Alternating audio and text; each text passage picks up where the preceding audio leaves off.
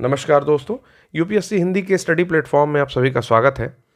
और आप सभी को पता है कि डेट शीट आ चुकी है। 27 अक्टूबर वो दिन है जिस दिन अ, आपके यूपीएससी हिंदी की प्रारंभिक परीक्षा होगी। तब से लेकर के अभी तक का मीन्स 2023 के अक्टूबर से लेकर के 2024 के अक्टूबर के बीच तक का हम लोग सारा करंट अफेयर्स, पूरे एक साल की करंट अफेयर्स हम लोग यहाँ पर प्रिपेयर करेंगे, जिसकी शुरुआत हमने पिछले एक वीक पहले कर दी है। तो 2 वीडियोस अभी तक हुए हैं, ये तीसरा उस सीरीज का वीडियो है। टोटल 700 प्लस क्वेश्चंस होंगे।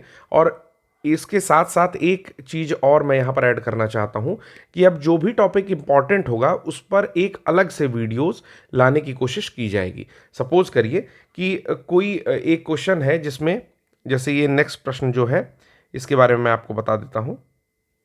सपोज करिए ये प्रश्न है, तो इसमें भारत राज्य वन इस रिपोर्ट के बारे में दिया हुआ है, यानी कि आईएसएफआर के बारे में दिया हुआ है। तो अब से मैं कोशिश करूंगा कि इस प्रश्न में केवल प्रश्न का डिस्कशन हो और आईएसएफआर का डिस्कशन मैं एक शॉर्ट वीडियो में अलग से कर दूंगा। उससे आप लोगों को भी आसानी होगी। आईएसएफआर के बारे में आप डायरेक्टली पढ़ सकते हैं एक सेपरेट वीडियो में। और ये जो प्रश्नोत्तर सीरीज है, इस प्रश्नोत्तर सीरीज में ज़्यादा से ज़्यादा प्रश्नों को शामिल कर लिया जाएगा। ठीक है, तो चलिए आज का पहला प्रश्न लेते हैं। जो बातें मुझे बतानी थी वहां तक हमने आपको बता दिया। एक प्रश्न है कि उच्च शिक्षा पर अखिल भारतीय सर्वेक्षण 2020-21 के संदर्भ में निम्नलिखित में से कौन से कथन है, उस पर विचार करना है। With reference to the all India survey on higher education which is called AISHE 2021 consider the following statement. पहला स्टेटमेंट है, total enrolment in higher education has increased to nearly 4.13 crore in comparison to 2019। यानी कि 2019 की तुलना में उच्च शिक्षा में कुल नामांकन बढ़कर लगभग 4.13 करोड़ हो गया है। आप अपने उत्तर कमेंट बॉक्स में देते रहा करिए, ठीक है। और अगर कोई सुझाव हो तो वो भी कमेंट में दिया करिए। दूसरी चीज, female enrolment has decreased in 2020-21 in comparison to 2019। 2019 की तुलना में 2020-21 में महिला नामांकन में कमी आई है। तो ये दो यहाँ पर दिए हुए हैं स्टेटमेंट्स। तो आपको बताना है which of the following statements are correct. ठीक है, तो देखिए पहला स्टेटमेंट तो बिल्कुल सही है, क्योंकि टोटल एनरोलमेंट हायर एजुकेशन में वो बढ़ चुका है 4.13 करोड़ से कम, अगर 2019 की बात की जाए तो उससे। ठीक है, तो पहला स्टेटमेंट करेक्ट हो गया है। दूसरा कहता है कि महिला नामांकन में कमी आई है। आप अगर अपने आसपास परिवेश में ही देखो तो आपको पता चलेगा कि फीमेल्स ज़्यादा परफॉर्म कर रही हैं, अच्छा परफॉर्म कर रही हैं हर एक कॉम्पिटेटिव एग्जामिनेशन में। तो अगर अच्छा परफॉर्म कर रही हैं तो उससे इंस्पायर होकर महिलाएं और पढ़ेंगी तो नामांकन में कमी नहीं आनी है, नामांकन क्या होगा, बढ़ जाएगा। तो एक जनरल बेसिस पर, जो जनरल समझ है उसके बेसिस पर हमने पहला करेक्ट और दूसरा गलत यहां पर लगा दिया और ऑप्शन 1 को करेक्ट कर दिया है। एक्सप्लेनेशन की ओर चलते हैं तो आपको पता है कि option A will be the correct answer. क्या कहता है कि जनवरी 2023 में शिक्षा मंत्रालय द्वारा जो है उच्च शिक्षा पर अखिल भारतीय सर्वेक्षण एक रिपोर्ट जारी की गई है। हालांकि ये रिपोर्ट पुरानी है, लेकिन चूंकि ये फिर से अगले साल आएगी तो तब तक के लिए ये रिपोर्ट इंपॉर्टेंट होती है। उच्च शिक्षा में कुल नामांकन जो है 3 डेटा नहीं याद करना है, लेकिन जितना भी था वहां से बढ़ करके 4.13 करोड़ हो गया है, यानी कि लगभग जो है आपका 0.3 करोड़ के आसपास में बढ़ा है। ठीक है, और 2019-20 में महिलाओं का नामांकन भी जो है वो बढ़ गया है, 0.2 करोड़ के आसपास लगभग बढ़ गया है, या 0.18 करोड़ के आसपास या 13 करोड़ के आसपास मान सकते हैं एग्जैक्टली कि इतना बढ़ गया है। चलिए अगला क्वेश्चन देखते हैं। अगला क्वेश्चन है, with reference to the Indian state of forest report ISFR 2021 which of the following is correct. जो भारत राज्य वन रिपोर्ट आती है ISFR Indian state forest report, उसके जो 2021 का वर्जन था उसके अनुसार से कौन सा स्टेटमेंट करेक्ट होगा कि मध्य प्रदेश में सर्वाधिक वन क्षेत्र हैं। तो आपने अगर पढ़ी होगी वो रिपोर्ट, ठीक है, तो आपको पता होगा कि वन क्षेत्र में सबसे ज़्यादा मध्य प्रदेश के पास वन होता है। तो ये स्टेटमेंट बिल्कुल करेक्ट है। और दूसरा कहता है कि मिजोरम में वन क्षेत्र का प्रतिशत सबसे अधिक है। तो ये स्टेटमेंट भी बिल्कुल एग्जैक्टली करेक्ट है। मीन्स मिजोरम है the highest maximum percentage of the forest cover और Madhya Pradesh has the highest forest cover. दोनों में डिफरेंस बताता हूँ।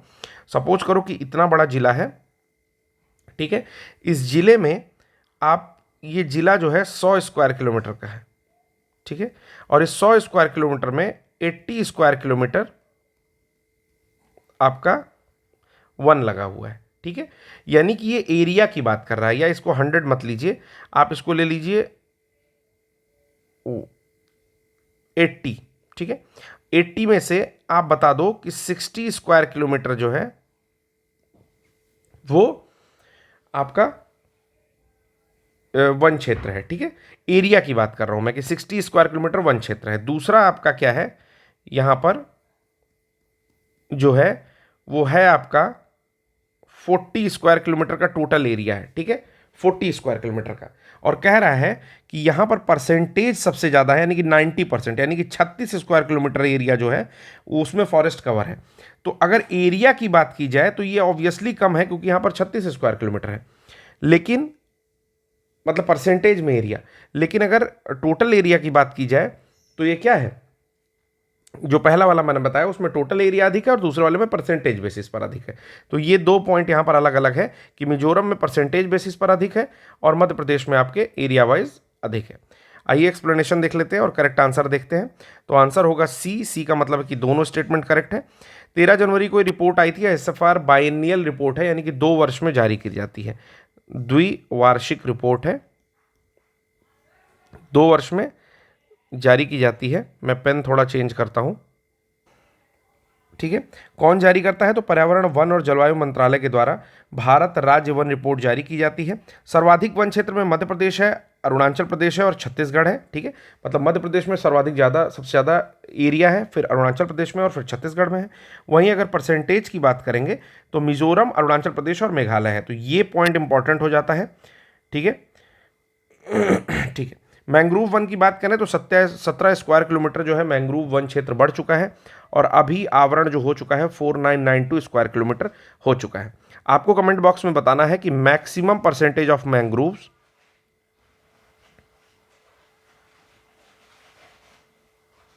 कहां पाया जाता है, ठीक है ना।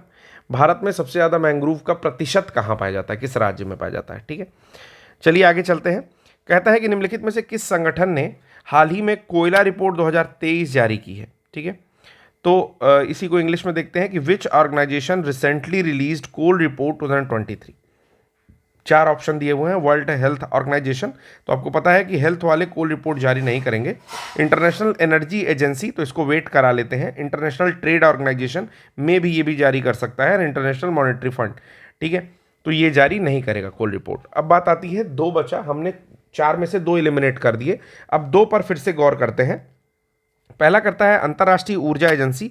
तो जो कोल है वो क्या है आपका, ये जीवाश्म ईंधन कहलाएगा। इसको हम लोग बहुत सारे तापीय विद्युत या थर्मल पावर्स में जो है यूज़ करते हैं एज ए ईंधन, कोल को, ठीक है। और विश्व व्यापार संगठन देखते हैं तो व्यापार में बहुत ज़्यादा ऊर्जा का प्रयोग नहीं होगा, होगा तो लेकिन वो डायरेक्टली इन्वॉल्व नहीं होगी। तो वहाँ से हमें जो लगता है देखने से उसमें आंसर बी करेक्ट लगता है, ठीक है। तो हमें पता है कि आंसर करेक्ट है, बट मैं आपका एक एप्टीट्यूड भी डेवलप करने की कोशिश कर रहा हूं कि आंसर को पहले कैसे एलिमिनेट करें, फिर इजी ऑप्शन पर टिक करें।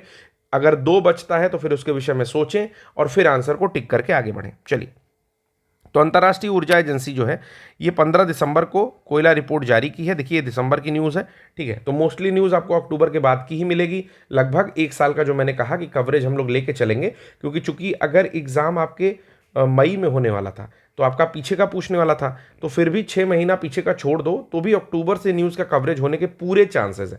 मैं आपको खुले रूप में बता रहा हूं, जो भी कह रहा है कि अक्टूबर की न्यूज़ या जनवरी की न्यूज़ नहीं आएगी, वो लोग केवल ब्लफ कर रहे हैं आपके साथ, क्योंकि ये किसी को नहीं पता है कि पेपर सेट करने वाला कौन सी न्यूज़ देगा, ठीक है। और उसके लिए सब कुछ जायज़ है, वो चाहे जो न्यूज़ दे दे, ठीक है। जैसे आप यूपीएससी का पेपर देखोगे तो 1 साल लगभग 1.25 साल पुरानी आपको न्यूज़ मिलेगी, कभी कभी 1.5 साल पुरानी न्यूज़ मिलती है दोस्तों, ठीक है।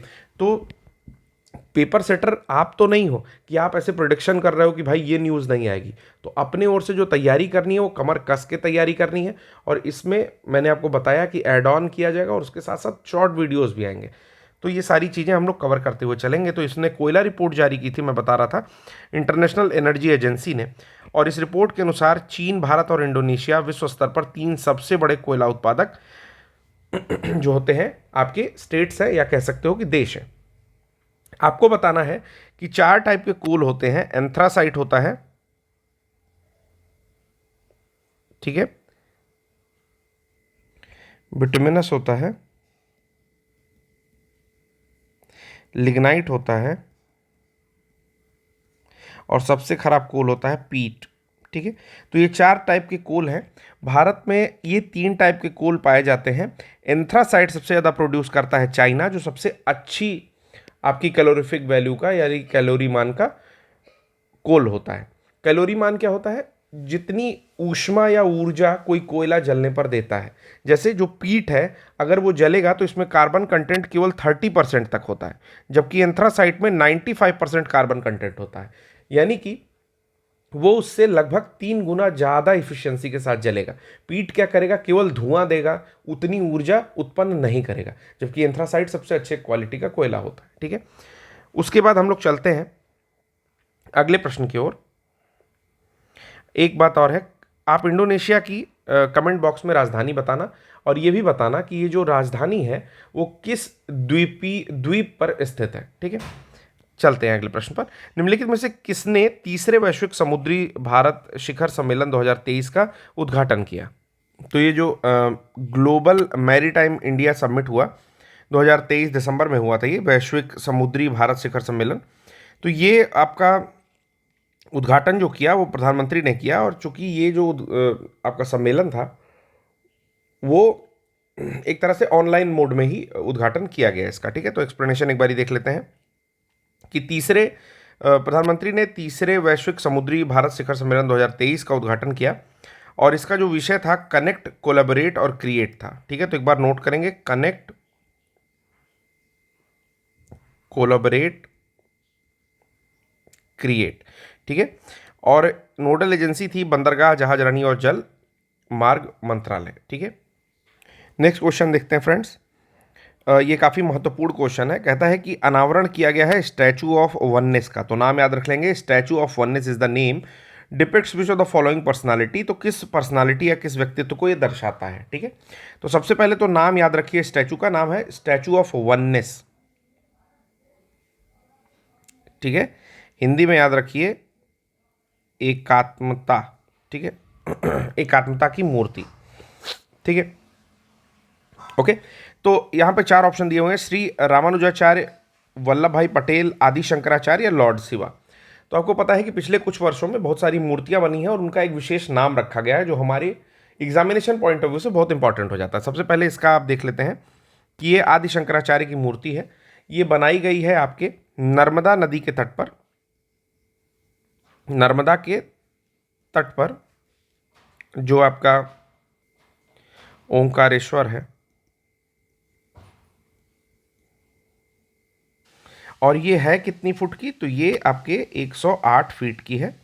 108 फीट तो इतना इंपॉर्टेंट नहीं है, लेकिन बाकी दोनों पॉइंट जो है इंपॉर्टेंट हो जाते हैं। इसके अलावा एक्सप्लेनेशन देखते हैं और कुछ मूर्तियों के बारे में मैं आपको बता देता हूँ कि मध्य प्रदेश के मुख्यमंत्री शिवराज सिंह चौहान जब थे तो उन्होंने 21 सितंबर 2023 को ओंकारेश्वर में शंकराचार्य की 108 फुट ऊंची मूर्ति का अनावरण किया।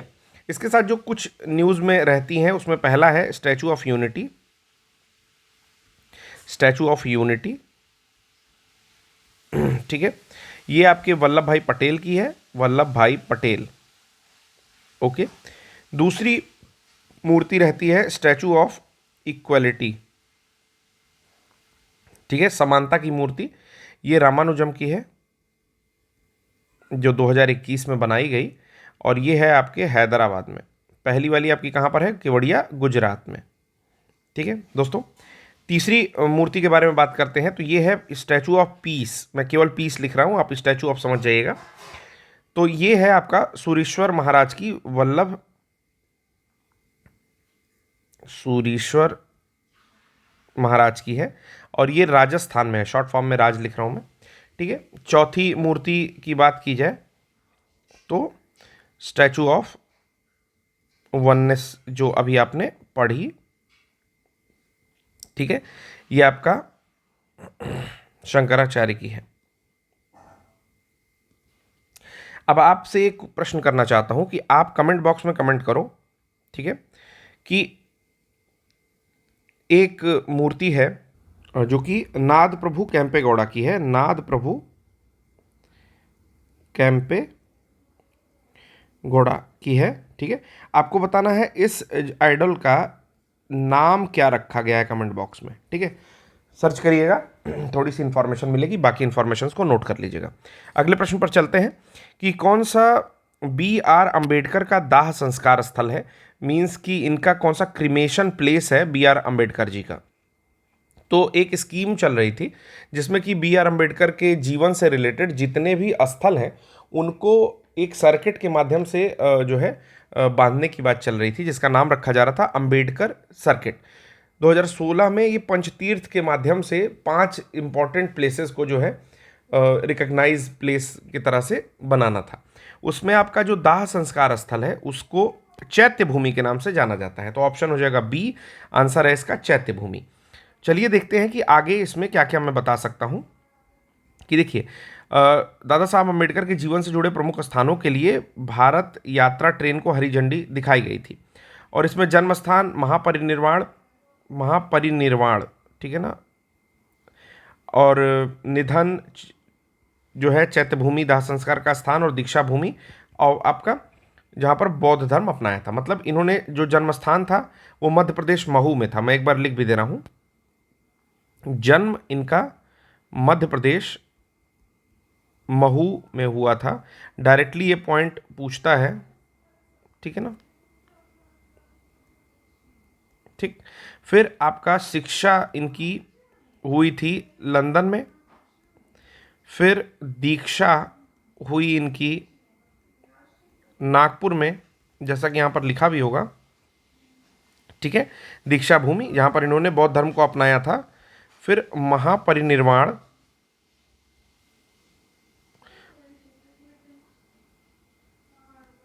ये आपका हुआ दिल्ली में, ठीक है, और लास्ट है इनका जहाँ पर इनको क्रिमेशन हुआ इनका, वो आपका है जिसको चैत्य बोला गया, ये आपका मुंबई में, ठीक है,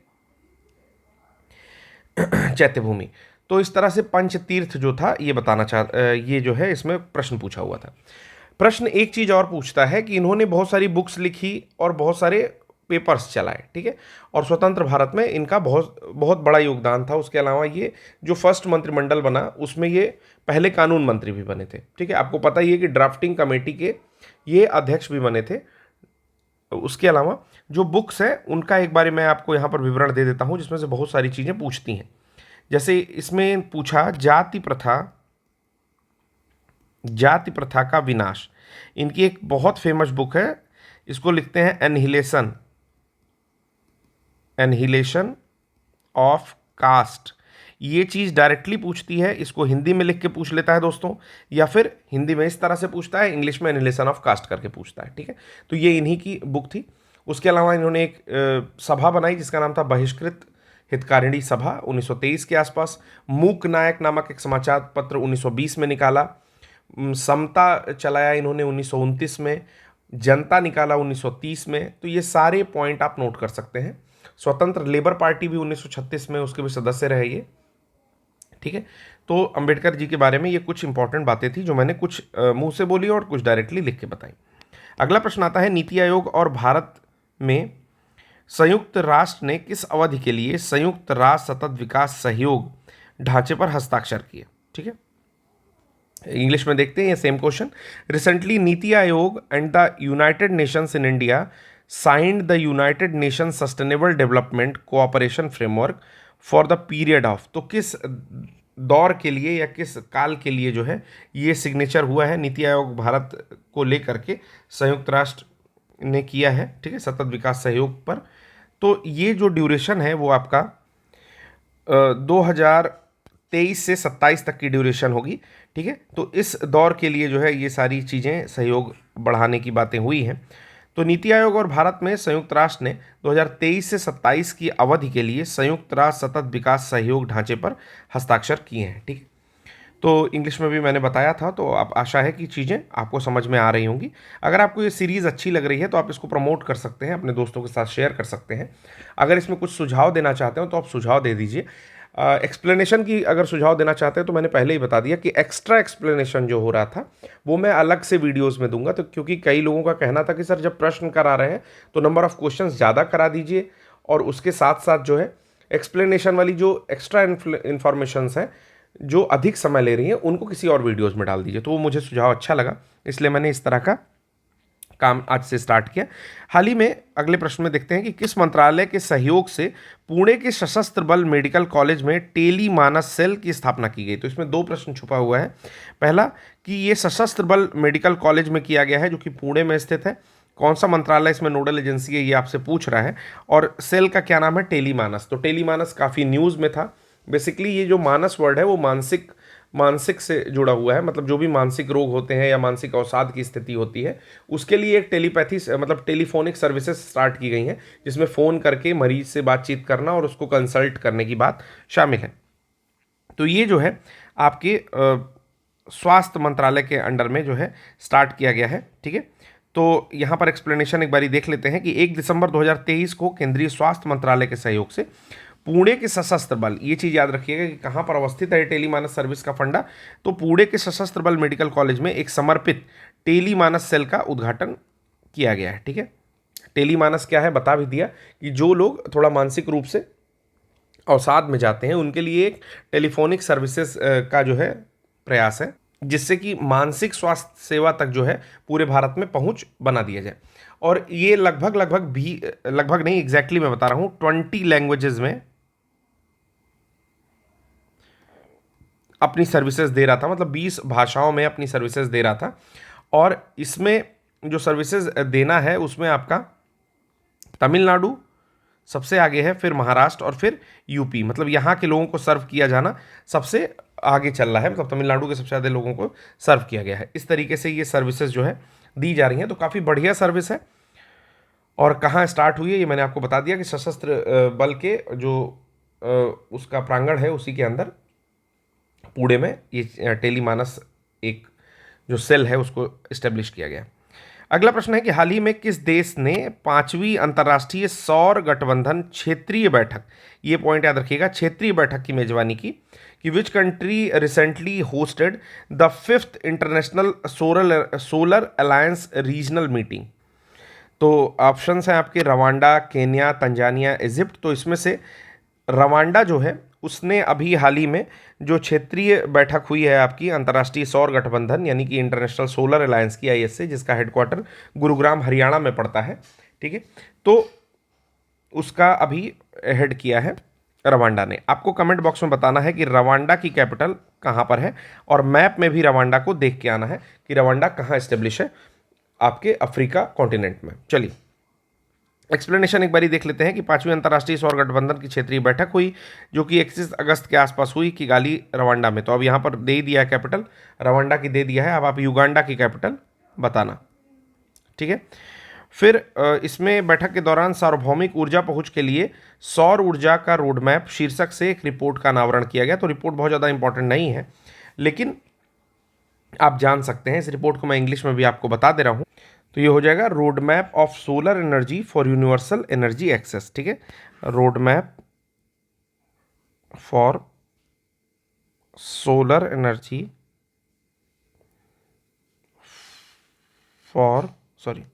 road map of solar energy for universal energy access. ठीक है, अगले प्रश्न की ओर चलते हैं। अगला प्रश्न है गेलेफू परियोजना हाल ही में किस संबंधित समाचार में थी?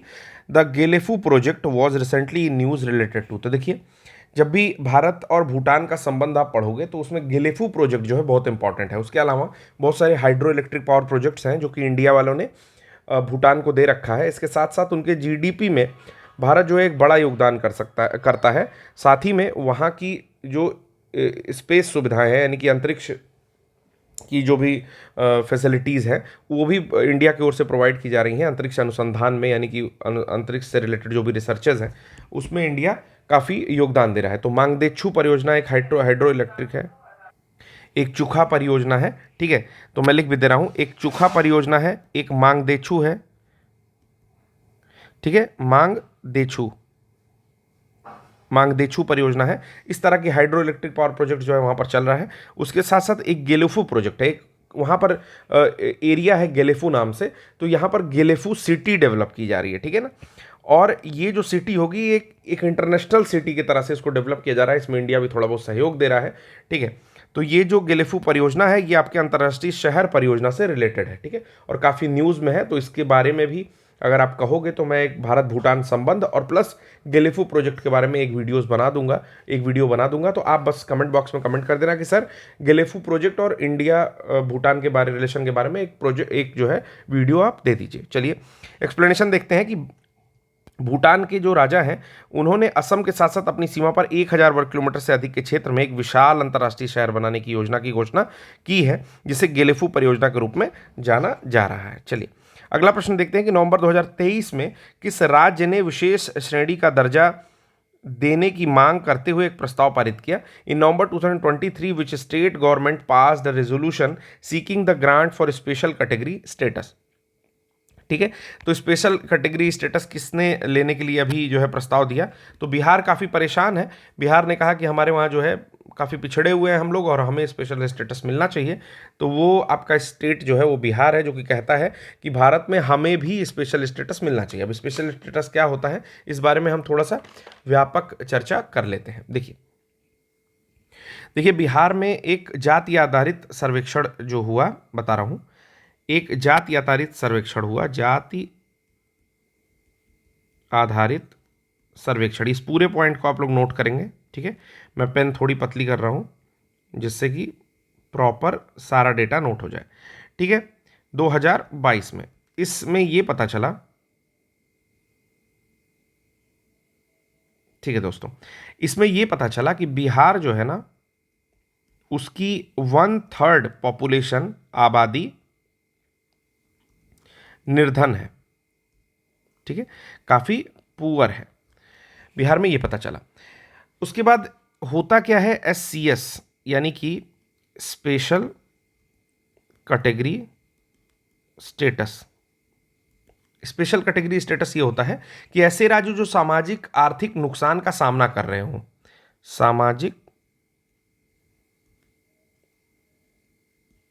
आर्थिक नुकसान का सामना कर रहे हों, ठीक है, और उन राज्यों के विकास की सहायता के लिए केंद्र द्वारा कुछ धन जो है वो दिया जाता है। इसके मतलब एक वर्गीकृत किया गया है कि भाई अगर स्पेशल स्टेटस पाएगा तो उसको केंद्र जो है अलग से सहायता देगा। ये स्पेशल कैटेगरी स्टेटस जो है ये क्या संविधान में वर्णित है, तो मैं बताना चाहता हूं दोस्तों कि ये संविधान में वर्णित नहीं है, ठीक है। अगर कोई ऐसा क्वेश्चन पूछता है तो ये भी याद रखिएगा। आया कब से, तो 1969 के आसपास जो 5वां वित्त आयोग था, FC लिख रहा हूँ, फाइनेंस कमीशन, 5वां वित्त आयोग या फाइनेंस कमीशन था, उसने सिफारिश किया और पहली बार 1969 ने जम्मू एंड कश्मीर में और असम में और नागालैंड में, ठीक है, नागालैंड में ये स्पेशल स्टेटस पहली बार दिया गया। अभी कुल मिलाकर के जो है 11 राज्यों को दिया गया है, जिसका नाम बस मैं बता दे रहा हूँ, आप लोग नोट डाउन कर लीजिएगा। असम को दिया गया है, हिमाचल प्रदेश को दिया गया है, मेघालय को दिया गया, त्रिपुरा को दिया गया, मिजोरम को दिया गया, तेलंगाना को दिया गया, नागालैंड को, मणिपुर को, सिक्किम को और आपके अरुणाचल प्रदेश के साथ साथ उत्तराखंड को।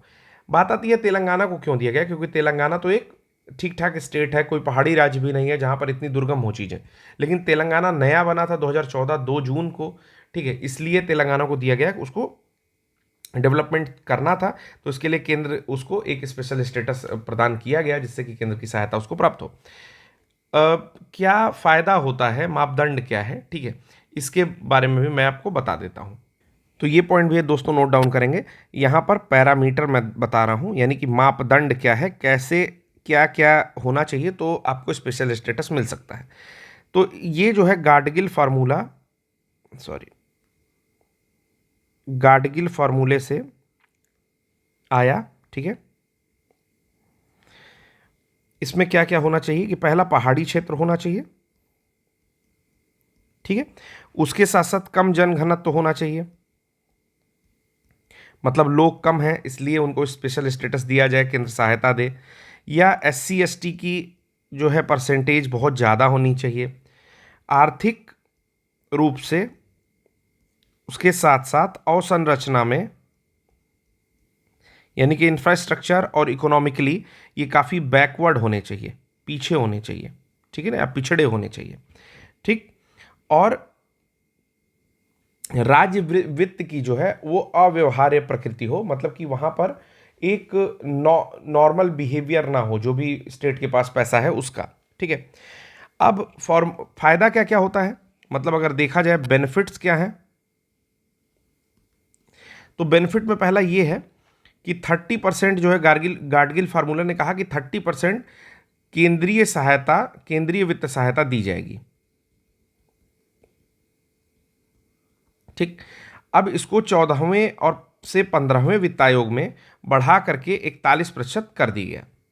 उसके साथ साथ जितनी केंद्र प्रायोजित योजनाएं होंगी, जितनी सेंटर स्पॉन्सर्ड स्कीम होंगी, ठीक है, पूरा मेरे पास जगह नहीं है इसलिए मैं ऐसे लिख दे रहा हूँ, स्पॉन्सर्ड स्कीम होगी, उसमें 90% जो है वो केंद्र देगा, ठीक है। तो कुछ पॉइंट्स थे जो मैंने आपको क्लियर कर दिया। बिहार का क्या तर्क है, तो बिहार अपना कहता है, तर्क क्या है, SCS का स्पेशल कैटेगरी स्टेटस बनने का क्या तर्क देता है बिहार, कहता है कि मेरे ऊपर प्राकृतिक आपदा आती है, ठीक है, बिहार का शोक होता है कोसी, ठीक है, मेरे स्टेट में आर्थिक असमानताएं हैं, ठीक है,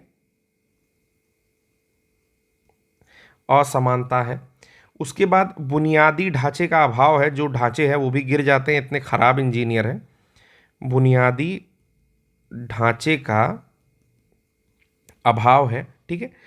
हमें गरीबी और सामाजिक विकास करने के लिए SCS का दर्जा चाहिए, ठीक। तो ये कुछ पॉइंट्स थे जो मैंने आपको SCS के बारे में बताया कि स्पेशल स्टेट का प्रोविज़न क्या है, संविधान में वर्णित नहीं था, 1969 में आया, जिसमें गार्डगिल का फार्मूला लगता था जो कहते कि 30% जो है केंद्रीय सहायता देनी चाहिए जो भी ऐसे स्टेट है। स्टेट कैसे होने चाहिए, या तो पहाड़ी राज्य होने चाहिए, या तो SC ST का परसेंटेज बहुत ज़्यादा होना चाहिए, या फिर उनका जन घनत्व जो है, जो पॉपुलेशन डेंसिटी है वो बहुत ही कम होनी चाहिए। उसके अलावा अगर ये आर्थिक रूप से, इकोनॉमिकली और इंफ्रास्ट्रक्चर डेवलपमेंट के मामले में बहुत पीछे हों, तो इन सब का विकास करने के लिए उनको स्पेशल कैटेगरी स्टेटस दिया जाता था।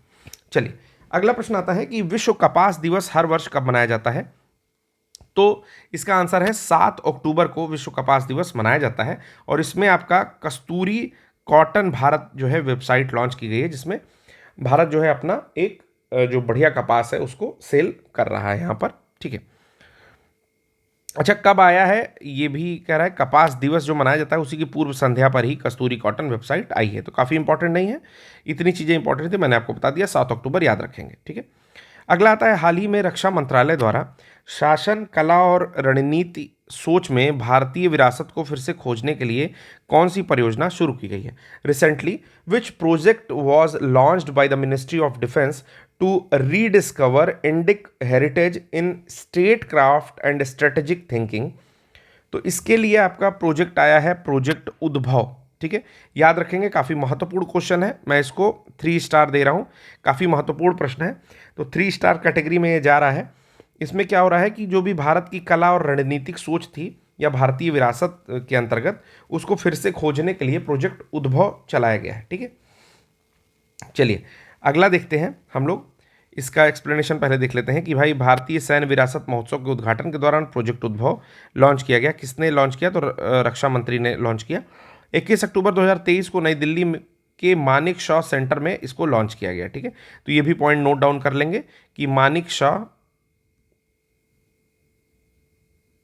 सेंटर में जो इसको लॉन्च किया गया, भारतीय सेना और United service institution of India के संयुक्त सहयोग से लॉन्च किया गया है, ठीक।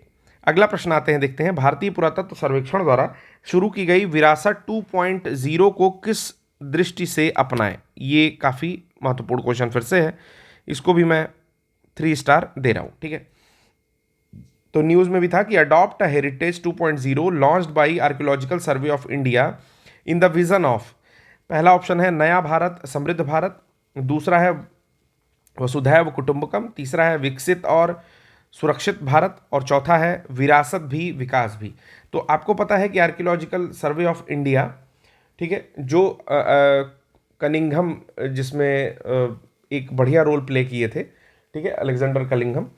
और ये आपका बना था ब्रिटिश राज में कुछ 1861 के आसपास में, ठीक है ना। और अलेक्जेंडर जो कनिंघम थे, ठीक है, उन्होंने ही कह सकते हैं कि फाउंड किया था इसको।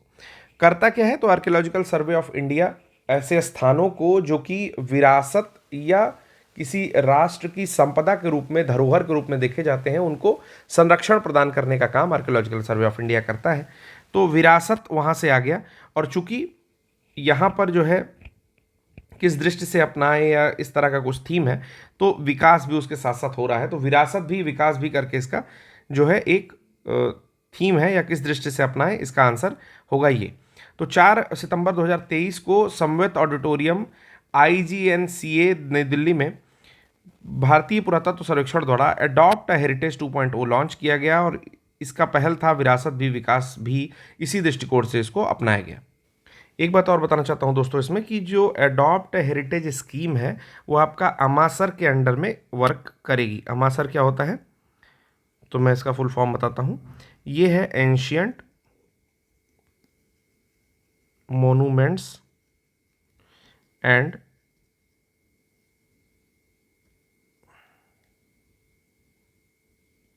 Archaeological sites and remains act, जो कि 1958 में आया था, ठीक है। इसी के अंडर में आपका आर्कियोलॉजिकल सर्वे ऑफ इंडिया के सारे काम होते। आइए अगला प्रश्न देखते हैं कि काला सागर अनाज पहल किन देशों के बीच है। तो एक ये इनिशिएटिव है जिसका नाम है ब्लैक सी ग्रेन इनिशिएटिव। है क्या ये, जब रशिया और यूक्रेन का वॉर चल रहा था, तो आपको पता है कि यूक्रेन में बहुत सारा गेहूं होता है और अनाज अधिक होता था, ठीक है। तो वॉर के कारण से जो यूक्रेन के अनाज है वो तो खराब हुए ही हुए, साथ ही में उनका ट्रांसपोर्टेशन भी बहुत ज़्यादा प्रभावित हो गया। तो अभी ये जो है, जो ये पहल है, ये आपका यूक्रेन और रशिया के बीच में ही ये पहल थी। तो ये चीज़ याद रखेंगे कि जब ब्लैक सी ग्रेन इनिशिएटिव के नाम से पूछेगा तो काफ़ी कंफ्यूजन क्रिएट होगा। आप ब्लैक सी के अराउंड की कंट्रीज़ को सोचने लगोगे और अलग सा कुछ विशेष सोच आ जाती है मन में, ठीक है। तो ये कुछ और नहीं था, एक्सप्लेनेशन एक बार देख सकते हैं कि जुलाई 2022 में यूक्रेन और रूस के बीच जब अस्तित्व में आया ये पहल आपका, ठीक है, और इसे तुर्की और संयुक्त राष्ट्र ने तोड़ दिया, ठीक है। कृषि निर्यात के लिए काला सागर में रूस की नौसैनिक नाकाबंदी को कम करने की ये जो है पहल थी। किसने तोड़ा ये भी याद रखिएगा, टर्की और संयुक्त राष्ट्र ने इसको तोड़ दिया, ठीक है। अगला देखते हैं, आपका प्रश्न है कि हाल ही में क्षेत्रीय सहयोग एवं एकता सम्मेलन किस संगठन द्वारा आयोजित किया गया। 4 ऑप्शन दिया हुआ है कि पहले क्वेश्चन देख लेते हैं इंग्लिश में भी, कि regional cooperation and integration conference organised by which organisation. तो अगर आप ध्यान से बस प्रश्न पढ़ो ना दोस्तों, तो भी आपको आंसर निकल के आने लगेगा, लेकिन इलिमिनेशन अच्छे से आना चाहिए। तो चलिए मैं एक बार इलिमिनेट करने की कोशिश करता हूं। तो पहली बात कहता है कि रीजनल कोऑपरेशन यानी कि क्षेत्रीय सहयोग के साथ साथ एकता सम्मेलन की बात कर रहा है, ठीक है। तो वर्ल्ड हेल्थ ऑर्गेनाइजेशन ये नहीं करना चाहिए, क्योंकि वर्ल्ड WHO जो है एकता और ये रीजनल कोऑपरेशन की बात, इस तरह की चीज़ें नहीं करता है। कॉमनवेल्थ ऑफ नेशन इसलिए नहीं करेगा क्योंकि वो बिल्कुल सेपरेट एंटिटीज़ है, जो कि कभी गुलाम रही थी या उपनिवेश रही थी, कॉलोनी रही थी किसकी, ब्रिटिश एम्पायर की। तो कॉमनवेल्थ ऑफ नेशन को भी हटा देते हैं। वर्ल्ड इकोनॉमिक फोरम भी इस तरह की चीज़ें नहीं करेगा। तो एशियन डेवलपमेंट बैंक एक ऑप्शन बचता है इस तरह का, जो कि कर सकता है, हालांकि डाउट है, लेकिन फिर भी बी ऑप्शन के साथ जाइए। इस तरह से आप हमेशा अलग करेंगे प्रश्नों को, कोशिश करेंगे कि अलग किया जाए, ठीक है। तो बी ऑप्शन है 5 से 7 सितंबर 2023 को जॉर्जिया के एक कठिन से नाम में, यानी कि ट्बिलिसी में एशिया विकास बैंक द्वारा ADB द्वारा आयोजित 2023 क्षेत्रीय सहयोग और एकीकरण सम्मेलन में PM गतिशक्ति राष्ट्रीय मास्टर प्लान प्रस्तुत किया गया, ठीक है। तो ये आपका एशियन डेवलपमेंट बैंक का जो है प्लान था, जिसको ADB भी बोलते हैं। चलिए अगला प्रश्न देखते हैं कि हाल ही में आयुष्मान भारत स्वास्थ्य और कल्याण केंद्रों को किसके रूप में पुनः ब्रांड किया गया। Recently Ayushman Bharat health and wellness centre rebranded as, मतलब कि उसका नाम बदल के क्या कर दिया गया है। तो आपको पता है कि कॉलोनीज में बहुत सारे, जैसे मेरे घर के बगल में ही एक आयुष्मान भारत जो है वेलनेस सेंटर था पहले, जिसका नाम बदल दिया गया। तो अब मैं जब उसके आसपास से गुजरता हूं तो मुझे तो पता है कि नाम क्या बदल के कर दिया गया। आप भी अपने आसपास में कहीं आयुष्मान भारत वाला अगर वेलनेस सेंटर हो, जैसे मोहल्ला क्लिनिक थी दिल्ली की, उसी बेसिस पर बनाया गया है आप उसमें जाकर दवाएं ले सकते हैं, कुछ प्राइमरी चेकअप्स भी करा सकते हैं छोटे स्तर के, ठीक है। बाकी दवा तो आप उसमें प्राइमरी लेवल की एक ले सकते हैं, कि जैसे आप कोई भी विटामिन की दवा ले सकते हो, बुखार की ले सकते हो, आंखों के लिए ऑफ्लेक्सिन ले सकते हो, वो जो आता है आई ड्रॉप, ठीक है। इसके साथ ORS ले सकते हो। इस तरह की कई सारी चीज़ें वहाँ पर, ठीक है। और लूज मोशन के लिए दवाएं होंगी वहाँ पर। आपका B12 की दवा मिलती है, बहुत सारी ऐसी दवाएं हैं जो आप वहाँ से फ्री ऑफ कॉस्ट ले सकते हो। तो उसका नाम आयुष्मान आरोग्य मंदिर कर दिया गया है। कभी भी अगर ये चीज़ दिखे तो जरूर ध्यान दीजिएगा, कर दिया गया है आयुष्मान आरोग्य मंदिर, ठीक है दोस्तों। तो ये कर दिया गया है। आइए एक्सप्लेनेशन देख लेते हैं कि इसका जो है आरोग्यम परम धनम करके टैगलाइन बना दिया गया है, ठीक है। आरोग्यम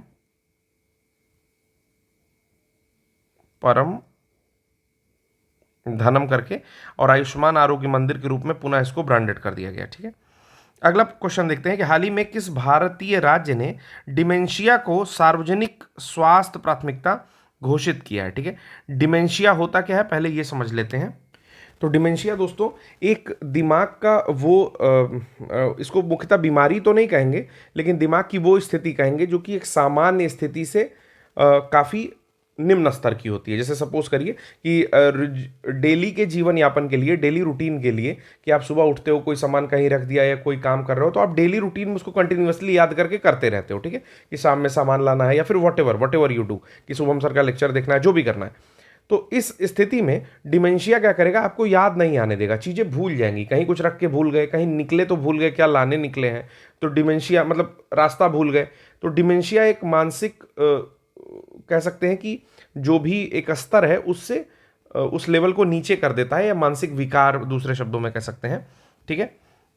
मेंटल फंक्शन जहाँ पर ठीक से काम नहीं करता है उसको डिमेंशिया कहेंगे। डिमेंशिया धीरे धीरे जो है रिस्की होने लगता है जब आप चीज़ों को ज़्यादा भूलने लगते हैं, ठीक है। तो इसको अगर इंग्लिश में हम लोग बात करें तो कह सकते हैं dementia is the loss of cognitive function, मतलब जो भी संज्ञानात्मक क्रियाएं हैं उसका जो है लॉस हो जाए, जैसे थिंकिंग का हो जाए, रिमेंबरिंग का हो जाए, रीजनिंग का हो जाए, to such an extent that it interfere with the person's daily life and activities, कि वो चीज़ आपके रोज के जीवन में और आपकी एक्टिविटीज़ क्रियाकलापों में दिखाई देने लगे। वही चीज़ मैंने बताया। तो ये अभी कर्नाटका ने किया है। बहुत पहले 2012 में भी न्यूज़ आई थी जब WHO ने इस चीज़ को घोषित किया था कि वर्ल्ड वाइड जो है डिमेंशिया एक प्रॉब्लम बन सकती है। अभी कर्नाटका ने ये चीज़ कहा कि जो है ये पब्लिक हेल्थ प्रायोरिटी होनी चाहिए कि लोगों को डिमेंशिया मत हो। होता क्यों है, बहुत सारे रीज़न है डिमेंशिया होने के, उसको कभी किसी लेक्चर में डिस्कस कर लेंगे।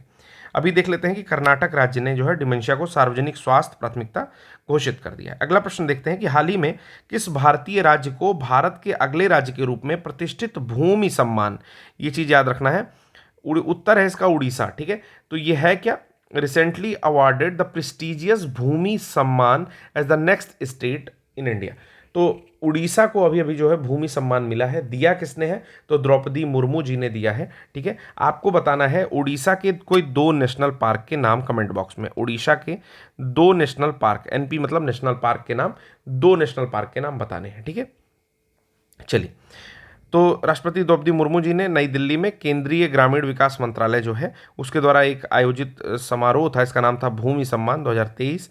इसमें जो है सर्वश्रेष्ठ राज्य के रूप में उड़ीसा को सम्मानित किया है। अगला प्रश्न देखते हैं, PM प्रणाम। PM प्रणाम क्या है, इस योजना की घोषणा भारत के किस केंद्रीय बजट में की गई थी, ठीक है। तो वही चीज़ इंग्लिश में भी देख लेते हैं कि PM प्रणाम scheme was announced in which union budget of India. तो सबसे पहले नाम देख लो कि PM प्रणाम जो है वो है क्या बेसिकली, ठीक है। प्रणाम का एक फुल फॉर्म है जो कि आपके एग्जामिनेशन के लिए इंपॉर्टेंट है। नाम है, सॉरी, इसका फुल फॉर्म है प्रोग्राम, रुकिए मैं हिंदी में लिख देता हूँ, प्रोग्राम फॉर रीस्टोरेशन, रीस्टोरेशन, ठीक है, रीस्टोरेशन अवेयरनेस, अवेयरनेस, ठीक है, जनरेशन, अवेयरनेस जनरेशन भी जान सकते हैं, अवेयरनेस जनरेशन, उसके बाद नरिशमेंट, नरिशमेंट एंड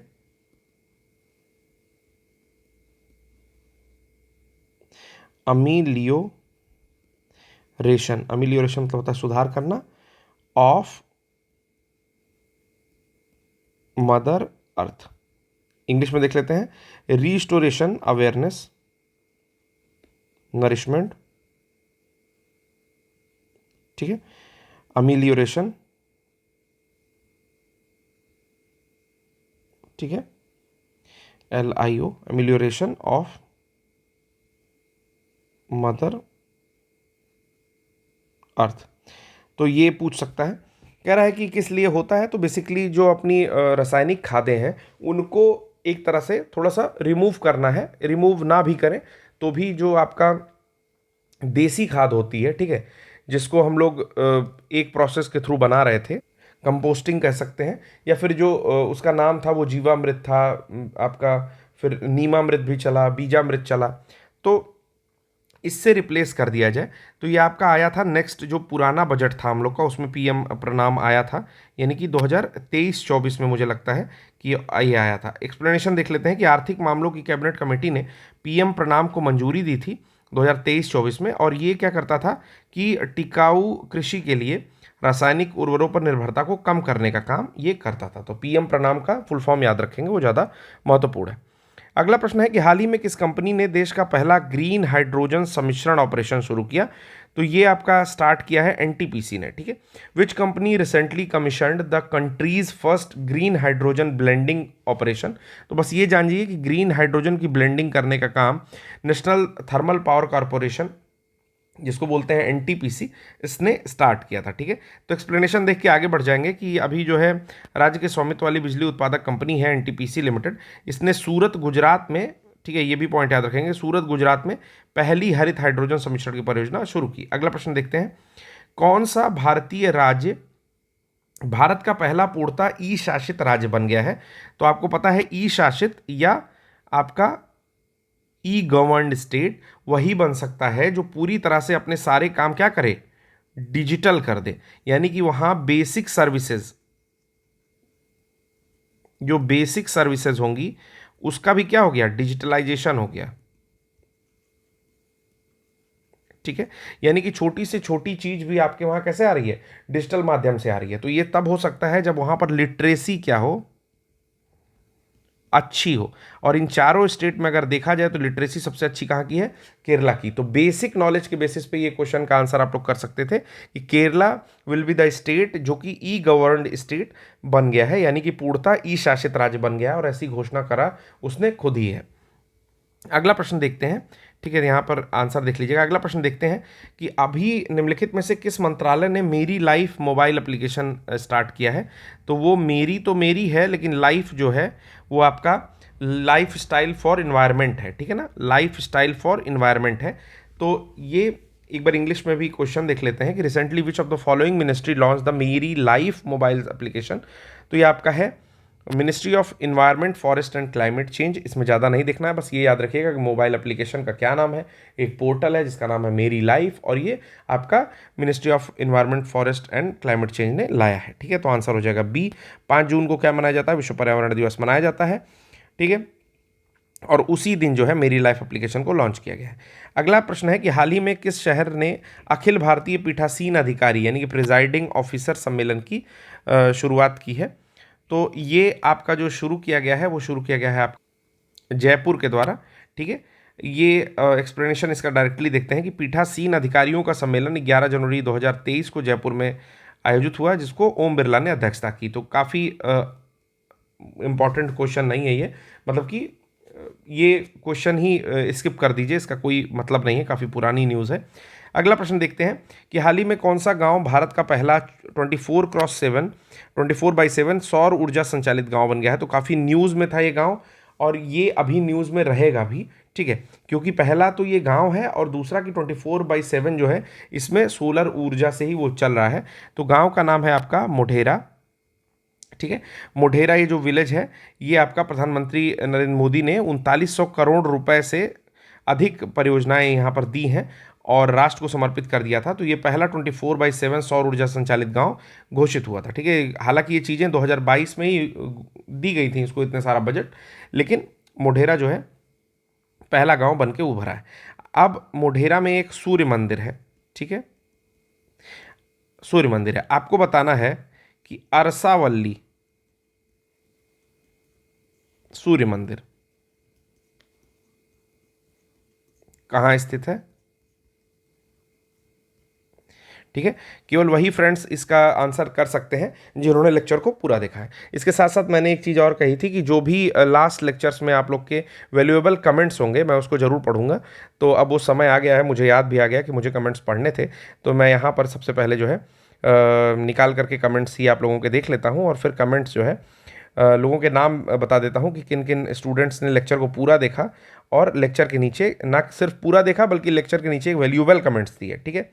मैंने ये भी कहा था कि कमेंट्स अगर आपके आलोचनात्मक हैं कोई दिक्कत नहीं है, बस वो तर्कपूर्ण होने चाहिए कि सर अगर ये चीज़ें ऐसे दी जाएं तो शायद बेटर हो, या लेक्चर अच्छा नहीं लगा सर लेकिन अगर ऐसे मुझे इस तरह के लेक्चर अच्छे लगते हैं, ठीक है। तो मैंने हमेशा आप लोगों से एक वैल्यूएबल कमेंट्स की अपेक्षा की है। तो हम लोग देख लेते हैं कि किसने किसने जो है कमेंट किया है। तो चलिए इसमें योगेश सैनी व्लॉग करके एक व्यक्ति हैं जिन्होंने कुछ आंसर्स किए हैं 6 दिन पहले, ठीक है। योगेश सैनी जी ने कई सारे, मतलब वसुधैव कुटुंबकम महाउपनिषद से लिया गया है, नाइजीरिया की राजधानी अबुजा है, डीआरसी की किंशासा है, ठीक है। और उसके साथ साथ इन्होंने मोजाम्बिक की मापुतो बताई है, केंद्रीय नागरिक उड्डयन मंत्री ज्योतिरादित्य सिंधिया जी का नाम बताया है, ठीक है। फिर रोहित यादव जी हैं तो उन्होंने जनरल कमेंट किया है, ठीक है।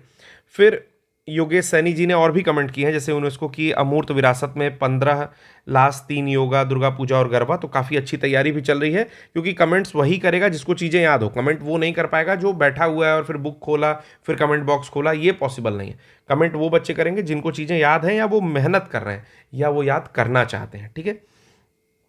फिर उसके बाद मैं और बताता हूँ, जैसे एक प्रतीक्षा वर्मा जी हैं जिन्होंने कमेंट किया है कुछ राजधानियां जैसे Amsterdam, Tokyo, Singapore city, Washington DC, जो मैंने पूछा था, ठीक है। फिर साधना प्रजापति जी हैं जिन्होंने यूनेस्को के अमूर्त सांस्कृतिक धरोहर में भारत के 15 धरोहर शामिल हैं ये चीज़ बताई। अलका शर्मा है जिन्होंने महाउपनिषद बताया। फिर उसके बाद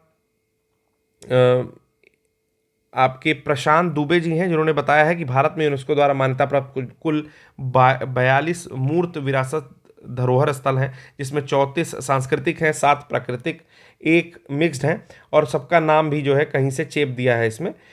जानकारी अच्छी है, धन्यवाद। अलका शर्मा जी ने बताया है कि G20 1999 में बना था और 19 देश हैं इसमें और 1 यूरोपियन यूनियन है। फिर योगेश सैनी जी ने फिर बताया है कि नीदरलैंड की राजधानी एम्स्टर्डम है। ये मेरे दूसरे वीडियो पर आने वाले कमेंट्स थे जिसको मैंने यहाँ पर पढ़ा है आपके लिए। पहले वीडियोस पर भी बहुत सारे कमेंट्स आए हैं। मैं हमेशा कहता हूँ कि अगर आपके कमेंट्स अच्छी लगी, ठीक है, अच्छे लगे तो मैं उसको ज़रूर शामिल करूँगा। बहुत सारे लोगों के बहुत सारे कमेंट आए हैं कि सर वो वाले टीचर बड़े अच्छे थे। तो मैं आपसे कहना चाहता हूँ कि पहली चीज़ तो ये बनाइए कि किसी भी एक वीडियो को देखिए। मैं कभी भी खुद को प्रमोट नहीं कर रहा, ठीक है। बस मैं ये कहता हूँ कि आप यूपीएससी हिंदी फॉलो कर रहे हो तो दिल से फॉलो करो, ठीक है। आप उस चैनल के अलावा कोई चैनल फॉलो मत करो, या आप कोई भी चैनल अगर फॉलो कर रहे हो तो केवल उसी को फॉलो करो। ये आप महिलाओं की तरह राजनीति करने नहीं बैठे हैं, आप एग्जाम निकालने के लिए यहाँ पर उपस्थित हैं। आप ये नहीं कर सकते कि 4 चैनलों का कंटेंट देख करके आए और आप यहाँ पर कंपैरिजन कर रहे हो।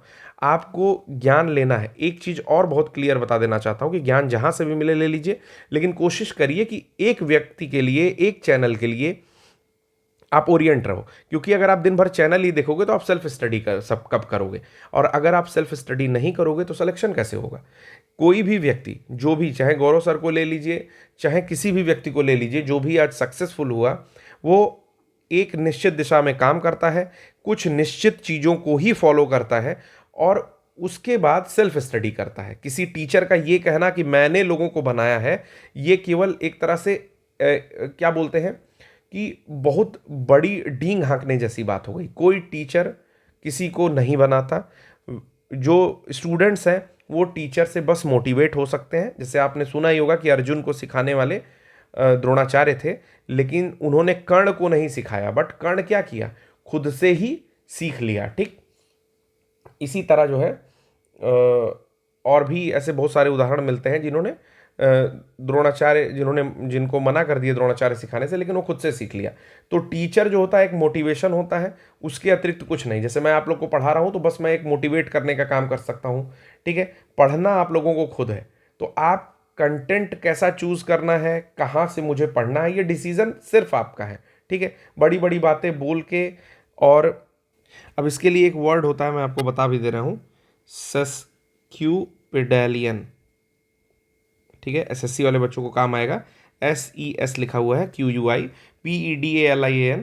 ठीक है, तो सेस्क्यूपिडेलियन एक वर्ड होता है जो कि बहुत बड़ी बड़ी लोग बातें करते हैं लेकिन एक्चुअल में कुछ नहीं होता है। तो यही मैं बताना चाहता हूँ कि किसी के भक्त मत बनिए। ठीक है, रिजल्ट भी आप देख रहे हो तो भक्त मत बनो।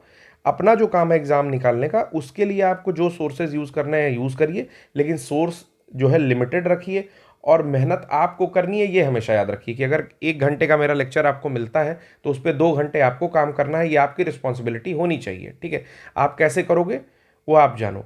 अब बस दिन भर बस राजा कैसे बनते हैं वाली रील देखते देखते अगर दिन काटना चाहते हैं तो फिर आप काटते रहिए, कोई समस्या नहीं है। ठीक है, चलिए, ज़्यादा ज्ञान की बातें मैं करता नहीं हूँ, अगले प्रश्न पर चलते हैं। तो ये मोढेरा गांव है, आपको बताना है कि अरसावल्ली का सूर्य मंदिर कहाँ स्थित है। ठीक है, अगला प्रश्न है कि हाल ही में कौन सा हाथी रिजर्व भारत का 33वां हाथी रिजर्व बन गया है। तो इसका नाम है तराई हाथी रिजर्व। याद रखेंगे, काफ़ी इंपॉर्टेंट प्रश्न है कि तराई हाथी रिजर्व जो है हाल ही में 33वां हाथी रिजर्व बन गया है। आपको बताना है कि रानीपुर टाइगर रिजर्व जो है, टाइगर रिजर्व जो है वो कौन सा टाइगर रिजर्व बना है, सॉरी, हाँ, कौन सा टाइगर रिजर्व बना है, कमेंट बॉक्स में आपको बताना है। व्याख्या क्या कर रहा है कि भारत का 33वां हाथी रिजर्व जो है वो उत्तर प्रदेश में बनेगा अभी, और 3000 वर्ग किलोमीटर में फैले इस तराई हाथी रिजर्व के नाम से इसको जाना जाएगा, जो कि दुधवा और पीलीभीत क्षेत्र का एरिया है। फिर चलते हैं अगले प्रश्न पर कि 108वीं विज्ञान कांग्रेस का विषय क्या है। देखिए, ये विज्ञान कांग्रेस तो पुरानी है, अभी आपको 109वीं पढ़नी चाहिए थी, लेकिन इसीलिए मैं कह रहा हूँ कि ये चीज़ें क्यों इंपॉर्टेंट है, क्योंकि 109वीं विज्ञान कांग्रेस जो होने वाली थी लवली प्रोफेशनल यूनिवर्सिटी, इसको LPU भी कहते हैं, तो इसमें जो है लवली प्रोफेशनल यूनिवर्सिटी ने अपना नाम वापस ले लिया और यहाँ पर अब नहीं हो पाई, नहीं तो इसी साल जनवरी 2024 में ये हो जाती, बट ये नहीं हुई। तो पिछली वाली का क्या थीम था, इसके विषय में यहाँ पर प्रश्न पूछा है, तो ये चीज़ महत्वपूर्ण है। तो इसका जो थीम होगा वो होगा आपका महिला सशक्तिकरण के साथ सतत विकास के लिए विज्ञान एवं प्रौद्योगिकी, means science and technology for sustainable development with women empowerment. तो ये जो है थीम याद रखेंगे, क्योंकि इस बार अभी हुआ नहीं, हो सकता है अक्टूबर से पहले कहीं हो जाए। ठीक है, तो राजसंत तुका दोजी महाराज नागपुर विश्वविद्यालय नागपुर में आयोजित हुई थी, ये भी पॉइंट याद रखेंगे। और थीम थी महिला सशक्तिकरण के साथ, मतलब नागपुर याद रखेंगे कि नागपुर में हुई थी 108वीं सतत विकास के लिए विज्ञान एवं प्रौद्योगिकी। अगला प्रश्न देखते हैं कि तमिलनाडु की केले की किस किस्म को हाल ही में GI टैग प्राप्त हुआ है। तो आप लोग कमेंट बॉक्स में कमेंट करिएगा कि सर अक्टूबर वाले एग्जाम से पहले आप GI टैग जितने नए हैं उस पर जो है, ठीक है, एक वीडियो बनाइए और GI टैग किस अधिनियम के तहत दिया जाता है वो भी बताइए। ठीक है, इससे होने वाले लाभों को भी बताइए। तो एक शॉर्ट वीडियो 10 से 12-15 मिनट की मैं आपके लिए बना दूंगा, लेकिन कमेंट बॉक्स में हैशटैग लगा के कमेंट किया करिए या उस पर कोई स्पेशल इमोजी बनाया करिए, जिससे कि वो जो कमेंट है वो मैं आसानी से देख सकूँ। ठीक है, तो यहाँ पर है आपका मैटी केला। ठीक है, याद रखेंगे, मैटी केला जो है, मैटी बनाना, ये आपका GI टैग पाया है, जो कि आपका तमिलनाडु में होता है। ठीक है, तो चलेंगे डायरेक्टली, एक लाइन का ये क्वेश्चन था, इस पर ज़्यादा देर नहीं देंगे। आपको बताना है कि GI टैग यानी कि भौगोलिक संकेतक किस एक्ट के अंतर्गत दिया जाता है, मतलब वो एक्ट कब आया था। ठीक है, आप लोग पढ़ के बताइएगा। वैश्विक आयुर्वेदिक महोत्सव का कौन सा संस्करण 1 से 5 दिसंबर 2023 को हुआ था। तो इस प्रश्न को भी देख लेते हैं। इसका जो संस्करण है वो है आपका 5वां संस्करण। तो 5th एडिशन जो है किसका, ग्लोबल आयुर्वेदा फेस्टिवल, ये दिसंबर में हुआ है। तो ये भी इंपॉर्टेंट है कि वैश्विक आयुर्वेदिक महोत्सव जो है 5वां संस्करण हुआ, कहाँ हुआ, तो ये आपका तिरुवनंतपुरम में केरल के आयोजित हुआ था वैश्विक आयुर्वेदिक महोत्सव। हाँ, तो दोस्तों मैं बता रहा था, थोड़ा सा वीडियो पॉज किया था मैं, तो मैं ये बता रहा था आपको कि भारत सरकार द्वारा जो आयुष मंत्रालय, पर्यटन मंत्रालय, ठीक है, ये सब मिलकर के केरल सरकार का सहयोग, इससे ये आपके ग्रीनफील्ड इंटरनेशनल स्टेडियम में 5वां जो वैश्विक आयुर्वेद महोत्सव था उसका आयोजन हो रहा है, जिसको आप शॉर्ट में GAF भी जान सकते हैं। ठीक है, ग्लोबल आयुर्वेदिक फेस्टिवल। इसका जो वो है कि जो भी आगंतुक यहाँ पर होंगे, जो भी आ रहे होंगे लोग, वो आयुर्वेद दवा, हर्बल उत्पाद या कल्याण सेवा, ठीक है, उसके साथ साथ आयुर्वेदिक उपकरण सहित आयुर्वेद की दुनिया में क्या क्या चीज़ें हैं उसका एक पता लगा सकते हैं और अनुभव करने का एक अनूठा अवसर है वहाँ पर। ठीक है, तो उसके साथ साथ एक चीज़ और बताना चाहता हूँ कि एक स्पेशल झांसी आयुर्वेदिक महोत्सव जो है झांसी में मनाया जाता है, वो स्टेट फेस्टिवल है एक तरह का। ठीक है, जो कि झांसी में होता है, वहाँ के कलाकार आते हैं, वहाँ की चीज़ें वहाँ पर दिखाई जाती हैं। तो दोनों में कन्फ्यूज़न जो है नहीं होना चाहिए। अब ऑपरेशन करुणा जो है वो हम लोग नेक्स्ट लेक्चर में पढ़ेंगे। यहाँ तक आपको लेक्चर कैसा लगा आप लोग कमेंट बॉक्स में जरूर करिएगा। लेक्चर अगर छोटा बनाना है तो इसके बारे में भी कुछ सुझाव दीजिएगा, और क्या क्या चेंजेस किए जा सकते हैं इस बारे में भी जरूर बताइए। तो अभी तक के लिए बस इतना ही, चलिए धन्यवाद।